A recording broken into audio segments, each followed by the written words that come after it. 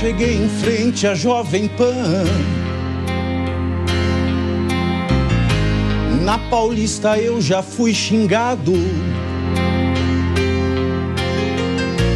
por alguém que fez o L com a mão. Eu voltei.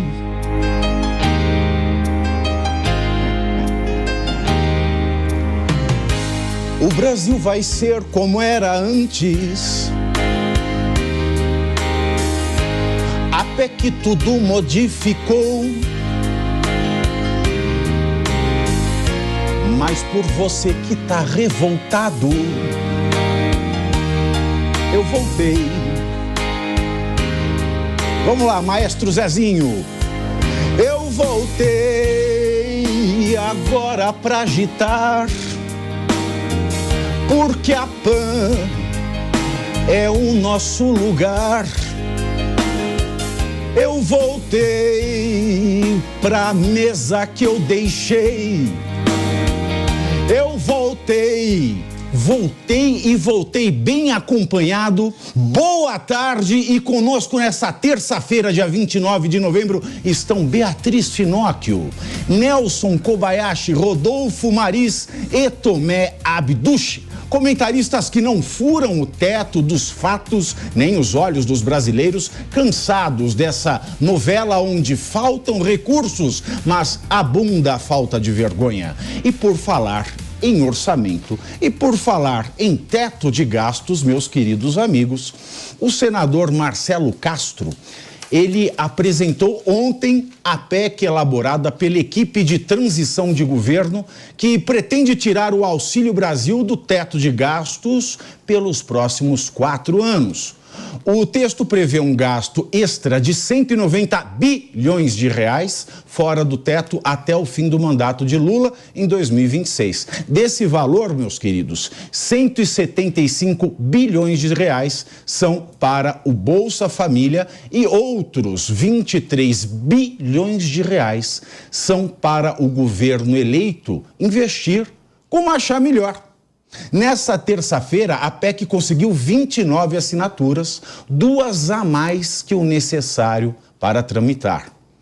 E a bomba fiscal avança. Qual é a chance, Nelson, dessa PEC passar e o que será de nós com a sua aprovação?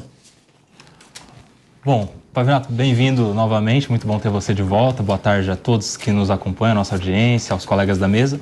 E sobre o teto de gastos, vamos falar sobre o tão falado teto de gastos. Primeiro a gente precisa entender para que serve o teto de gastos. Muitas pessoas têm visto isso sendo comentado na imprensa de modo geral, sem saber ao certo qual é a serventia, para que isso serve. Qual é o impacto que o teto de gastos tem na vida do brasileiro, do trabalhador? Qual é o impacto, Nelson? Qual é esse impacto, Pavinato, é o impacto da segurança. Quando há um teto de gastos delimitado por uma previsão na Constituição, nós temos muito claro que o governo não vai poder gastar mais do que determinado valor. Isso faz com que o trabalhador, o empresário, o cidadão comum tenha segurança de que no ano que vem ou no decorrer do ano não haverá um imposto, uma taxa, um jeito que o governo vai criar de tirar mais dinheiro do povo para cobrir ali despesas ilimitadas, né? Quando há um teto de gastos, há segurança. Segurança para quem? Para o investidor, para a pessoa que está fora do país e quer, no Brasil, construir a sua empresa, colocar o seu negócio, trazer multinacionais que geram o quê? Emprego, desenvolvimento econômico, um aumento da condição econômica do país e o aumento da própria economia.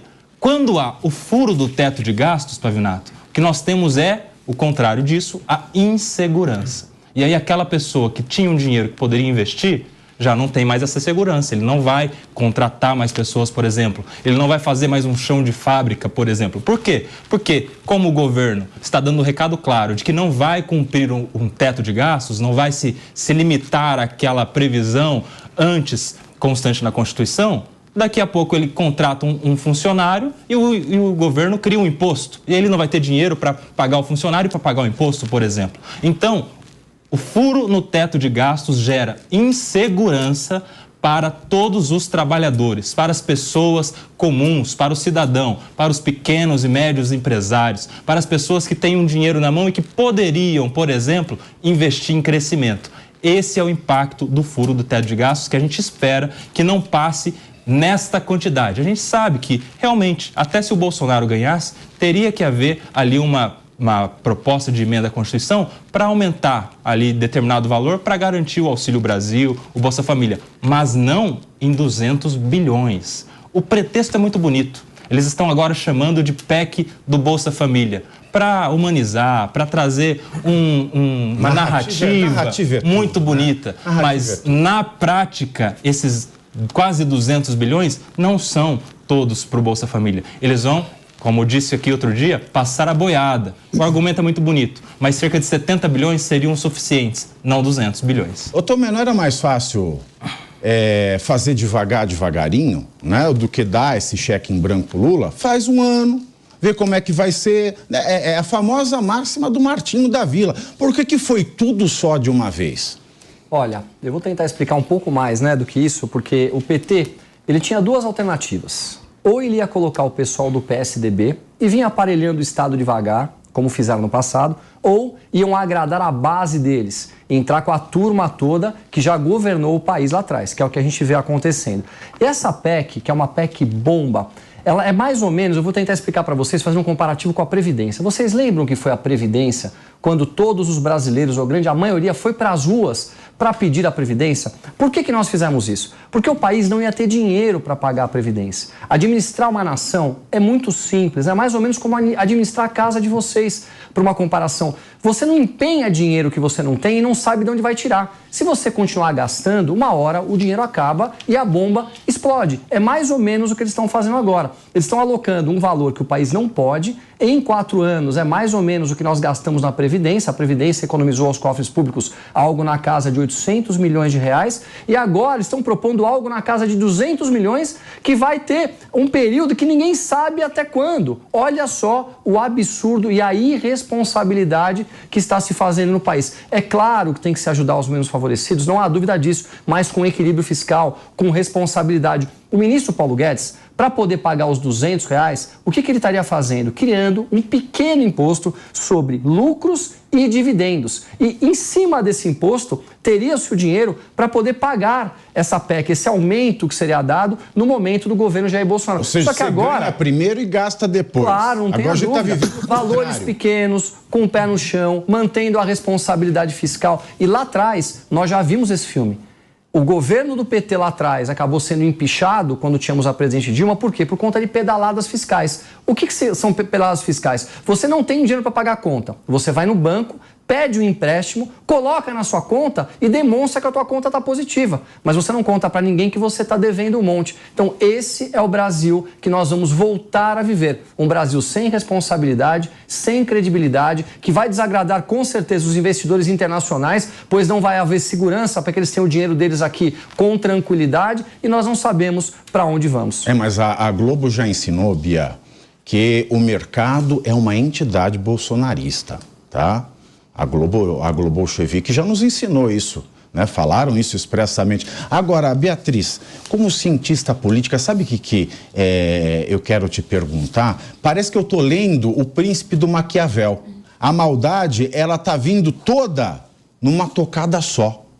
Você não acha isso? Estão fazendo. Tá vindo lá o Batoré do dinheiro na cueca, tava lá, ele já tá falando. Ele tá todo serelepezinho, né? Ele tá dando depoimento e tal. E a gente tá vendo essa maldade toda com a responsabilidade fiscal, com o equilíbrio econômico do país, numa tocada só. Tá, em vez de ver como o Tomé falou, ganha, vê de onde tira e gasta, eles já estão gastando antes de tirar e não só para o ano que vem, para 4 anos. Não é muito maquiavélico isso?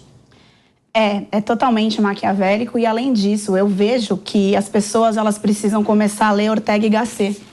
Em A Rebelião das Massas. Ortega y Gasset é difícil. É difícil, mas é importante. Porque quando a gente traz esse panorama econômico... Para quem não sabe, explica. Ortega y Gasset é um dos maiores filósofos, né, da nossa era moderna, né, do século XX.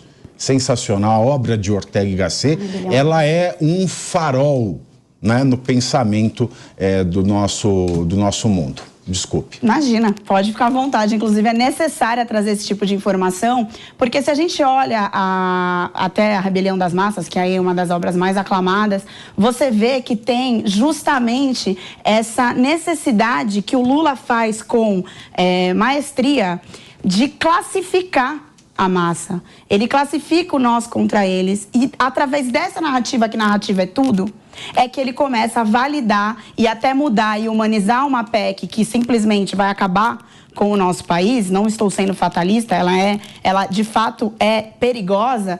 Ele traz com essa narrativa uma situação de nós contra eles e precisamos do Bolsa Família, a PEC do Bolsa Família, porque o mercado é histérico, porque o mercado é isso, porque o mercado é aquilo. E ignora que dentro dessa massa existem classificação de pessoas, não pelas classes sociais, não, pelas necessidades e culturas que dentro de uma sociedade existe. Quando você se debruça sobre a PEC de gastos, ninguém fala da PEC Bolsa Família, chame de como quiser, mas ninguém fala que quem paga a conta são as mesmas pessoas que recebem, porque existe por trás disso tudo uma tributação sobre o consumo que traz para o Brasil uma desigualdade social, e a gente vai continuar nesse looping. Tivemos um governo do PT durante anos e não adiantou. O PT, ele sempre vai dar o peixe e nunca vai ensinar a pescar. Porque se ele precisa dos menos favorecidos para votar, como que ele vai tirar os menos favorecidos dessa condição? O povo precisa trazer isso na pauta. E por isso que eu citei Ortega y Gasset. Na Rebelião das Massas, você vê que o ser humano, ele é diferente entre si, mas que ele precisa se informar. E dentro de uma massa e dentro de classificação, nós, seres humanos, não existe a diferença apenas de classe social. Não é isso. Não é por aí. E aí, com esse discurso totalmente classicista, populista do Lula, ele convence uma população de trazer irresponsabilidade fiscal para o nosso país. Ele, através de manobras fiscais que vai ter, ou manobras de narrativa mesmo, de convencimento e manipulação de uma população, ele acaba trazendo para nós, brasileiros, uma irresponsabilidade fiscal e um descrédito total perante os demais países, através, de novo, de políticas públicas populistas que se promete coisa que não se deve prometer, que nós sabemos que quem vai pagar a conta é justamente, novamente, quem mais precisa de programas de transferências de renda. Exatamente. E não temos. Exatamente. De novo. Você veja que ele já, uma coisa que era horrível, né, na campanha, agora já virou uma coisa maravilhosa, né? Genésio vira Jesus, diabo vira Deus, e a verdade mesmo, Rodolfo, e eu juro que eu não... Olha, não tem nada de pessoal nessa colocação que eu vou fazer aqui, mas o PT parece que canta, né? Bomba, para governar o Brasil é bomba. É ou não é? E olha, tá aqui uma pessoa especializada para falar isso para vocês. Rodolfo Maris. Pavinato, é um privilégio estar aqui com você, cara. Seja bem-vindo. Obrigado. Meu sorriso é simples quando eu tô com você, cara. Então, um especialista em bomba, né? Essa PEC aí, cara, eu tenho um jargão aqui que eu falo que é uma piada isso. Cada hora muda o nome. PEC da transição, PEC bombástica, PEC kamikaze, PEC não sei o quê.